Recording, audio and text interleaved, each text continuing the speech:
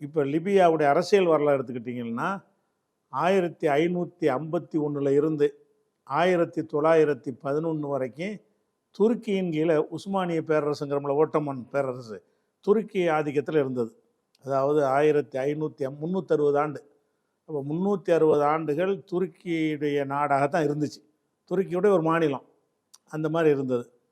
அதை 19ஆம் நூற்றாண்டில் என்ன செய்கிறாங்கன்னு கேட்டால், இத்தாலி வந்து பல நாடுகளை ஆக்கிரமிக்கிறதுக்கு இறங்குறாங்க. உலகத்தையே ஆட்சி பண்ணிக்கிட்டு இருந்தாங்க. அது ஒரு கட்டம் முடிஞ்சு போச்சு. ரோமானிய பேரரசுன்னு சொன்னால் ஒரு 500 ஆண்டுகள் அசைக்க முடியாத, இயேசுவுக்கு முன்னாடியே இருந்து அசைக்க முடியாத சக்தியாக இருந்து பிறகு நலிஞ்சிட்டாங்க.